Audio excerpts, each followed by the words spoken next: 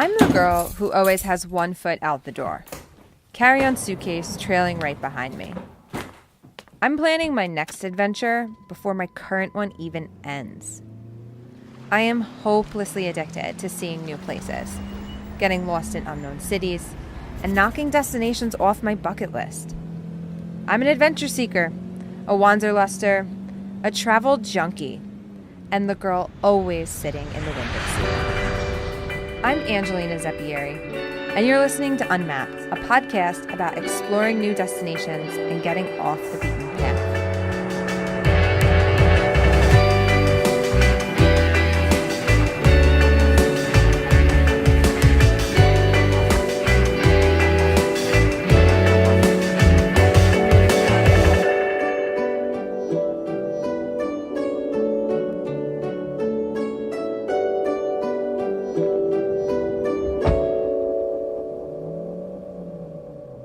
So it wasn't always this way. You see, I didn't grow up going on extravagant family vacations or visiting exotic destinations. I hadn't even had this desire to travel until after college.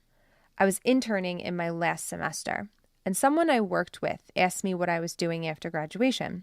I said something along the lines of applying for jobs, hoping to get an offer, and starting to work. She told me I should travel, because I wouldn't have this much free time to myself once I started working. I'd only get a set amount of vacation days, and then that's it. Holy shit.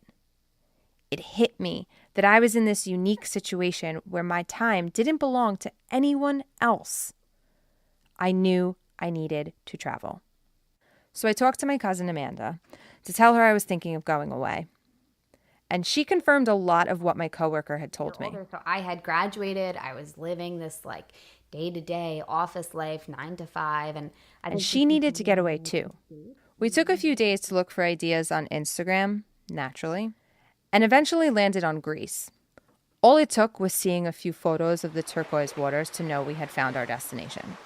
Seriously, if you've never looked at #Greece, go do that now. We needed to pull the trigger, so I called her up. And I'm on the phone with Ange, and she's like, all right, well, I'm just going to book it. I'm going to book our tickets. And I was like, all right. And, like, I just remember you being like, all right, done. We're going to Greece.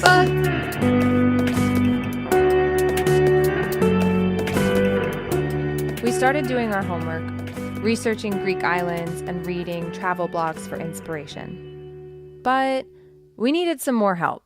We found a Greek restaurant that was close to our college, and basically went in there and said, like, what is safe? What can we eat that, like, we'll definitely like? We will like. Yeah. So they served us popular dishes from Greece, like spanakopita, grilled octopus, fava beans, which we didn't love. And then they explained to us, like, what's the difference, like, with souvlaki versus, like, a gyro, and, like, how to pronounce certain things. Like, it's not actually gyro there. It's, like... It's gyro.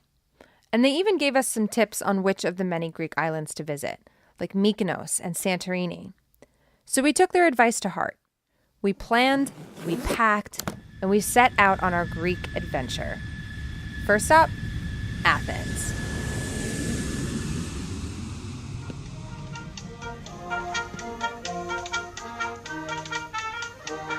So Athens is the gateway to Greece, and basically the standard first stop on anyone's trip there, including ours. It's the capital of the country and a major urban city. The roads are full of honking cars. People are everywhere, either stopping to watch the street performers or making their way to the tourist sites. Narrow alleyways are crowded with restaurants, bars, cafes, tables and chairs filling the cobblestone walkways. You're surrounded by ancient buildings full of history and architecture. The famous Acropolis is almost impossible to miss, high on a hill overlooking the city. Even if you're not a history buff, a trip to this iconic site is a must. So Amanda and I did our best to experience it with a guided tour. We found a great option online with a guy named George. And we'd read reviews about it online. We did research on it. There was like all these TripAdvisor reviews. Someone recommended it. So we're like, all right, this guy's legit. And it was, the instructions were to just meet in front of this yellow mailbox at the base of the Acropolis. So it's our first day in Athens. We're like... It was our only day. It was, we had one day. It was our one like real day. Yeah. And we're ready. We're like we got to Greece or here. We're so excited. Took a nap. She was jet lagged. So we went to the yellow mailbox like the instructions said. And we were waiting and waiting and waiting. George never showed up. Fuck you. We're doing our own tour. And we're off to the now Acropolis. We're going to the top. They were like, well, fuck this. Like, we're just going to go to the top ourselves. We like kind of listened in on other tours. Eavesdropped on other tours to try and hear, like, what am I looking at? We turned it into a little photo shoot. I was like, okay, well, go stand near that pretty thing. We don't know what it is, but like, go stand up there, climb up, and they're like, get down. Yeah, I was like in this restricted area that I wasn't supposed to be standing, and there was like, I'm like, climb under the rope Greek and stand people, up there. It'll be great. Yeah, yelling at me. I was like, sorry. I'm new here. We don't know where George is. Yeah. No. It was an adventure, to say the least. Yeah, it would have been nice to have a little bit more background on what we were looking at, but we made the most of it. So this is Athens, the Acropolis. Woohoo!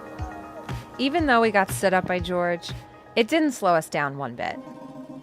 The next day, we were up and off to the second destination on our itinerary, the beautiful Greek island of Mykonos. We innocently relied on the trusty ferry system to get us there without a cinch. We bought these tickets. We knew that it was supposed to be like a, let's say, 3-hour ferry ride. And in like an hour, they're like pulling into a port. And we're like, wow, this was so fast. We can't believe we're making good time. We like grab our shit, get off this boat. Can't wait to get off it. I don't even have a seat. This is annoying. And like no one else is really getting off. There was like maybe a handful of people getting off with us. And we're like, that's kind of weird. I wonder where else the boat's going. We failed to hear that the ferry doesn't go straight to Mykonos, but instead stops at a few teeny tiny islands along the way. It took a local telling us, oh, Mykonos, no, Tinos. we were like, excuse me. What? Tinos? We're like looking around. There's nothing. There's like literally nobody. Also, like, who's even heard of Tinos? Yeah. You know, it's this local island that Greek people go to vacation, apparently. So there was plenty of people on the island once we got inland. I wouldn't say plenty. There was like a lot of restaurants. A couple. Kind of. I mean, it's no Mykonos. Yeah, so we found like an information center, and they said, okay, well, the next ferry to Mykonos is at 10 p.m. Mm-hmm. And we're like, oh my God, it's so early. We're supposed to be in Mykonos today, and now we have a whole day to spend on this random island that we know nothing about. We threw our suitcases into a locker and headed to the nearest beach, enjoying the fact that we didn't have an agenda. We found a little restaurant overlooking the water. It was so nice. It was beautiful, this restaurant, and they basically offered us like, well, we'll make you whatever we caught today. So they served us some calamari with a Greek salad and insisted on us trying a plate of fried fish. We were expecting a piece of tilapia or something like it, but instead... They were like minnows, eyeballs intact, lips jaws. And everything. We were a little grossed out, to say the least, but figured when in Greece, eat like the locals eat. So we gave it a shot. Angie's gonna be the first one to eat it. No, I'm scared. No, you're gonna have to take a little bite. That's an eyeball. No, I'm not doing that one. That's like a legit fish. All right, I'll do this. Ready? Ew. I don't know how What does to it taste like? Let's just say it wasn't for me. Ballsy of us to actually eat them. I mean, we ate one each. We were like, all right, we got to try it. Oh my God, and there was the cat. That was so cute when Lee was Yeah, alone. it was like the restaurant cat. But the plate of fish was big, so we also just felt bad that they served us this whole big plate of fish and we weren't going to eat any of it. So we're like, all right, try. I think you were feeding it to the cat. I totally was. We spent the rest of the day wandering around Tinos until it came time to head back to the I port. think that's when we found out about like Greek time, because they told us the ferry would be there at 10 and it didn't get there till like 11:45. Yep.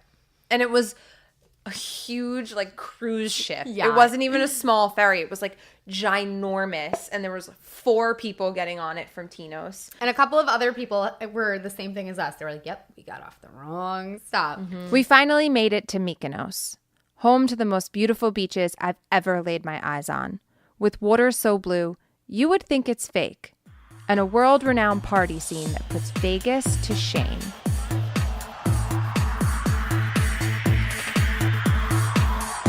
In comparison to Vegas, a desert trying to make you feel like you're on a beach, Mykonos is actually the real deal. And you're not just on any beach.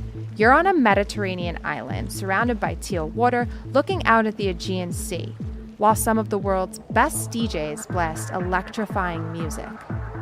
This tiny island is hailed for its larger-than-life parties that go all day and all night.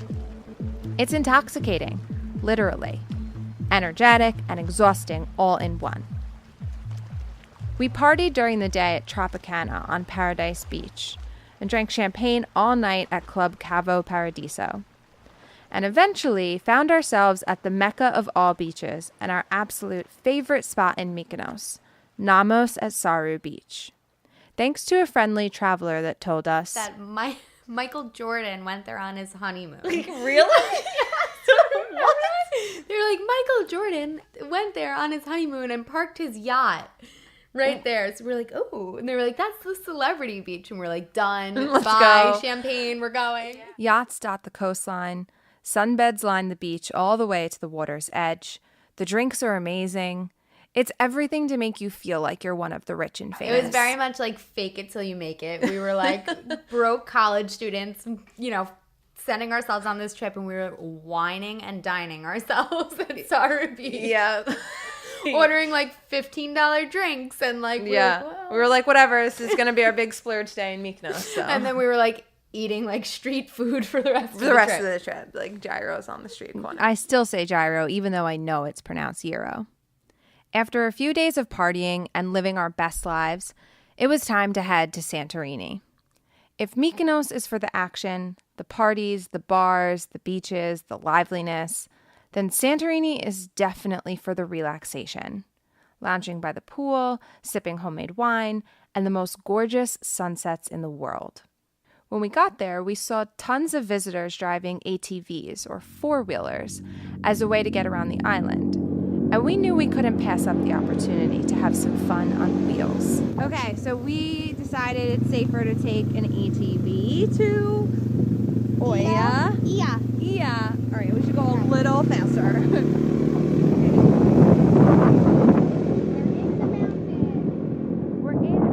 With the wind in our hair and the sun on our faces, we rode around Santorini feeling so free. What jobs and responsibilities at home? We pushed off all thoughts of the real world waiting for us. These moments were our real world right now. Driving by winery after winery on our ATVs made us want to toast our adventures in Greece. So we pulled into the next vineyard we saw and asked for a wine tasting. And I think there was the option to like go and actually get like a tour through the vineyards, and we were kind of like, we'll just drink. we're good with just the wine. It was nice. They gave us like a little platter with all these like breadsticks and olives and cheese. Yeah. We enjoyed the wine so much, we ended up shipping not 1, but 12 bottles home to New York. As we were driving down the road, we noticed donkeys were everywhere.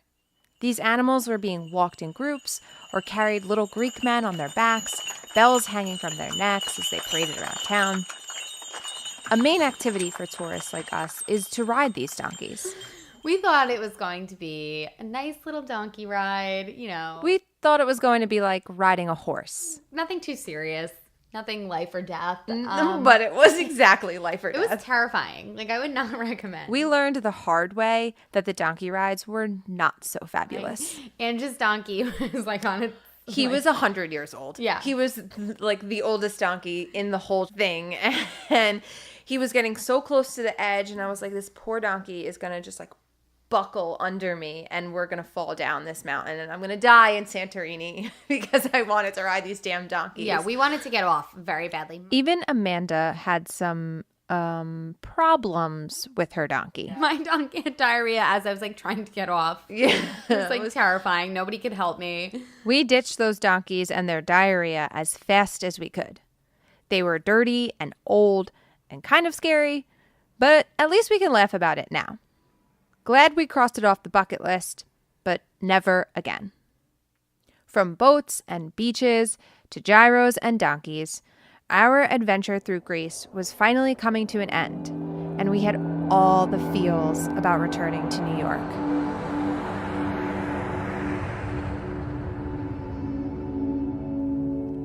While I had always known that I was running away from entering the real world by jetting off to a foreign country, I didn't realize how impactful this little trip would actually be on me. Greece was the adventure of a lifetime, my catalyst for a future in travel. It completely changed my thoughts, my plans, and the goals I envisioned for myself. It made me question the formula I always thought I'd follow, like working at an office job where the pay was good and the commute was pretty decent. Suddenly, those things weren't as important anymore. All I was certain of in those hours on the plane heading back to America was that wanderlust had consumed me, and I never wanted to let that go. All this new excitement and desire to see the world also came with a shit ton of anxiety. As I jumped back into the real world and started working my first 9-to-5 job like originally planned, I had an underlying feeling in my gut, a persistent urge to do more, to see more, and to experience more. This extreme desire to go places I had never been and do things I had never done was on my mind all the time. I wondered how people live like this. Or am I just crazy? I eventually realized that there are ways to fulfill these desires while making a living, and that there are people out there already doing it.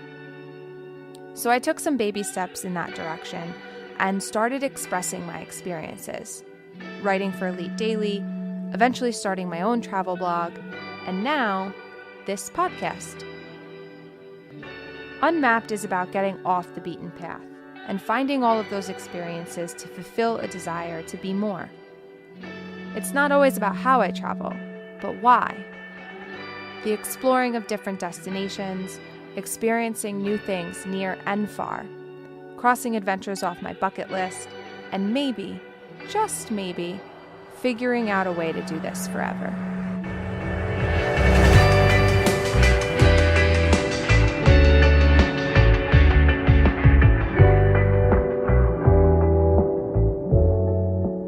Thank you for listening to the first episode of Unmapped. You can subscribe to the show on Apple Podcasts, Google Play, Radio Public, or wherever you get your podcasts. If you like what you heard, please leave us a review. It really helps get the word out about the show. I've been your host, Angelina Zeppieri. You can check out my travel blog at whereisnext.com and follow me on Instagram at wherenextangelina. Unmapped is a proud member of Uncover Studios. You can follow Uncover on Instagram, Twitter, and Facebook at Uncover Studios. If you'd like to sponsor Unmapped, contact us at sponsor@uncoverstudios.com. Our executive producer is Dave Kiney. Adam Raymunda produced and scored this episode. Production assistance from Alex Mott. Our staff also includes Caroline Valentino, James DiFrancesco, Laura Scott, Alvaro Nadal, Heather Kugel, Lauren Carosa, and Jonathan Hemingway. Special thanks to my cousin Amanda DeRaffaele.